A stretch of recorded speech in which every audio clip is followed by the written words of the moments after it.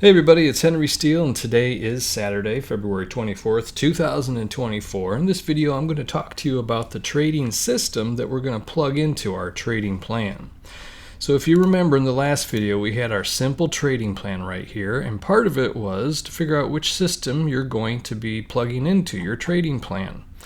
And as per what I had written in that last video, the system will be based on support and resistance. And that was really all the information I gave about that for the most part. Well, now in this video, we're going to talk about support and resistance trading system 1.0. This is the initial version of the trading system that we're going to plug into our trading plan.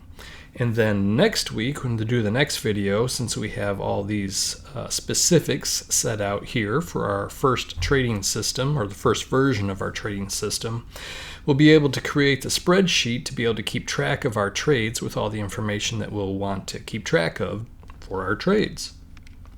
So let's go over the contents of this trading system. Now, if in the future we wind up making slight tweaks to the trading system, then we'll rename it like trading system 1.1, 1.2, and so on.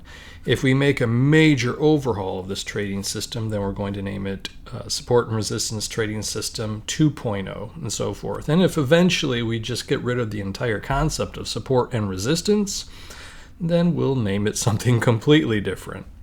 So let's go ahead and look here. It says the first part is we're going to use the current micro S&P 500 future contract as our trading market. And we actually have an example of this right here as our background. This is the micro E-mini S&P 500 index for March 2024. And the second thing is we're going to use 5-minute charts only, at least to start. We might tweak that a little bit in the future, but just to start, we're going to be using the 5-minute chart as shown right here. This is actually Friday's price action right here, Friday being February 23rd, 2024. The next thing is we're going to look for simple patterns of lower tops or higher bottoms, or break of support and resistance and then retest of it as the opposite. So let's look at that really quickly. Here's an example of a top, and then the market moves down and then makes a lower top right there. So that would be an example of a lower top, or a higher bottom would be the opposite of that. That's one of the setups we're looking for. Another one is a break of support or resistance. For instance, if we set this resistance level right here, we have the market trading below it. It moves up, it breaks above it right here, and then this was resistance, but it broke through, and now it retests it, but as support, or in other words, the opposite of what it started out as. And then the market moves up from there. So those are the two kinds of setups that we're going to be looking for with this system. Now, the above patterns need to be at support and resistance levels or zones, which is pretty obvious for the break of support and resistance. But looking for a higher top, or a lower top or a higher bottom, that needs to also be at support and resistance. And as an example, if we zoom out here, this right here that we were looking at as our example higher top or higher bottom, this was a top and a lower top right there. So I shouldn't be saying higher top, it's higher bottom, lower top here.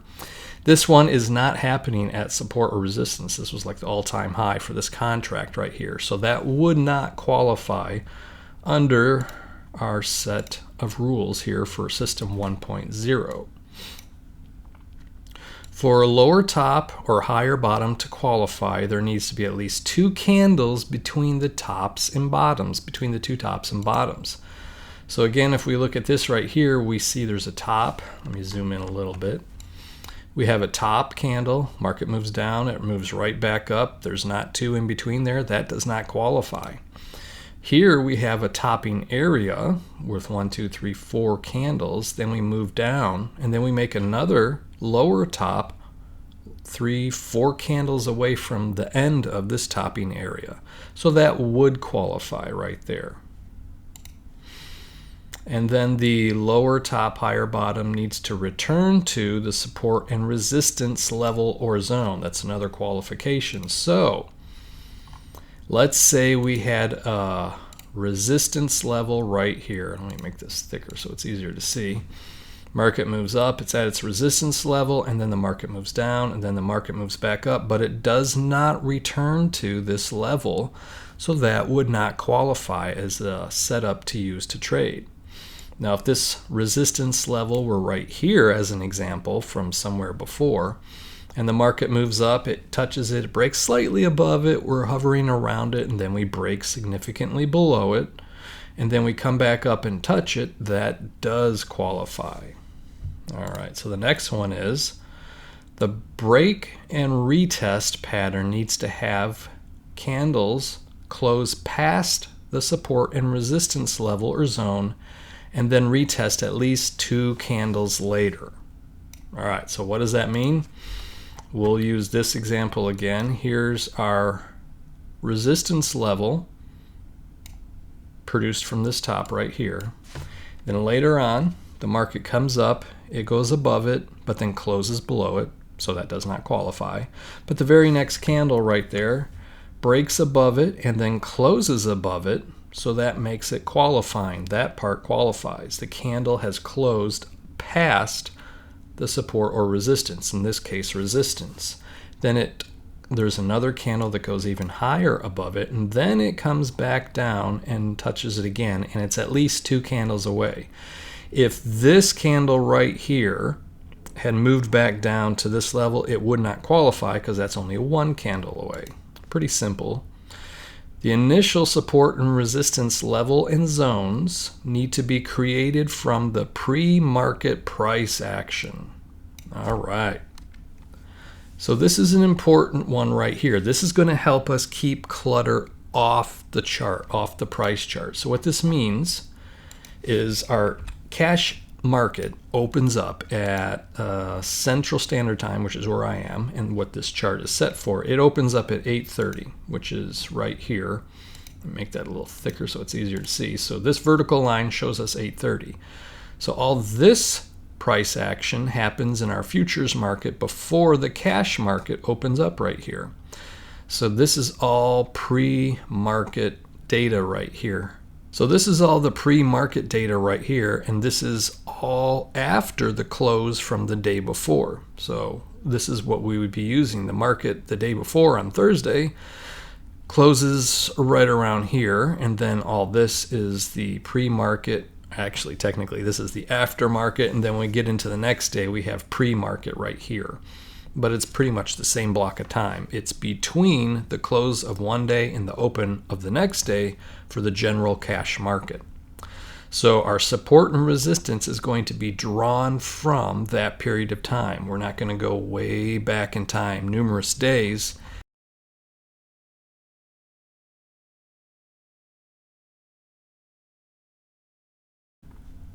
The market action to trade needs to be after the general market opens at 9:30 Eastern Time or 8:30 a.m. Central Time.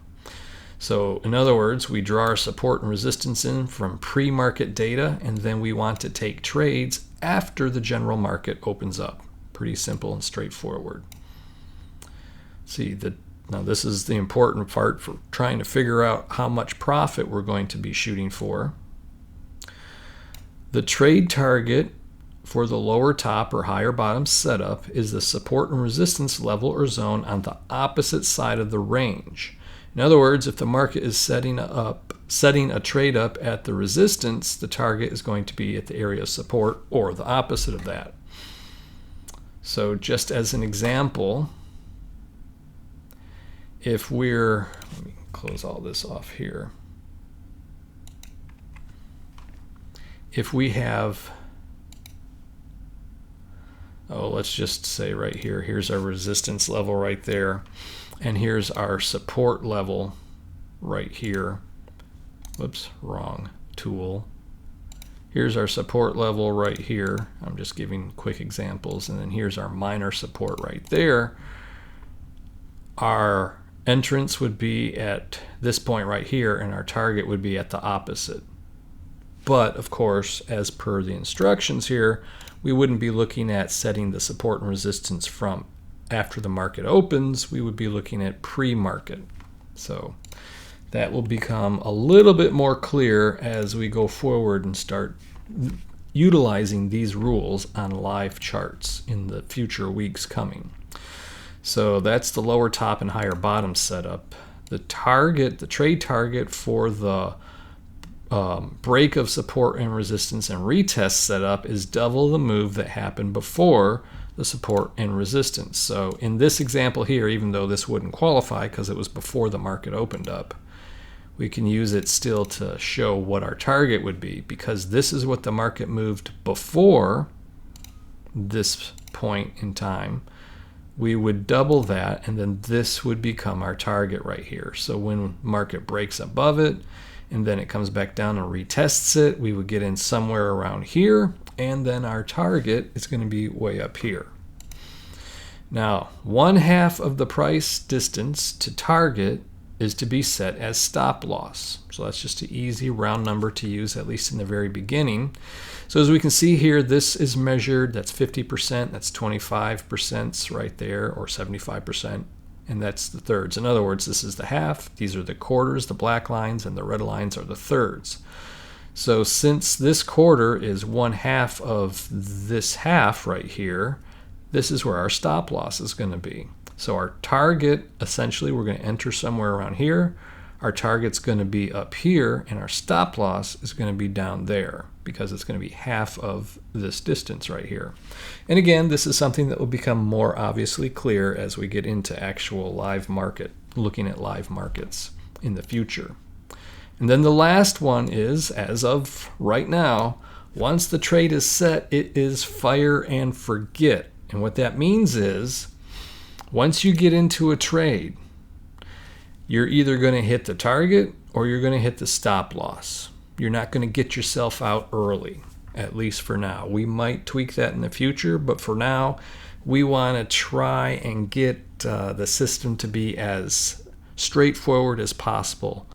So, the exact description of how we get in, I'll talk more about that, how we get into each trade. I'll talk more about that specifically in the video that comes after the next video. The next video that I'm going to be doing next week is going to be talking about the information that we want to record from each trade. So it's going to be a spreadsheet that I'm going to put together, and it will be the initial spreadsheet that we use to record trading information. All right, so that's pretty much it for this video. I'll remind everybody that if for some reason you can't find one of my old videos on this YouTube channel, go to Henry Steele Classics, my new YouTube channel, because over the course of the next year I'm going to be moving pretty much all the old videos I have to that new channel. So if you can't find a video, it's probably over there, at least if you're looking for one of my videos. So until next week, this is Henry Steele, and I hope you have a wonderful weekend.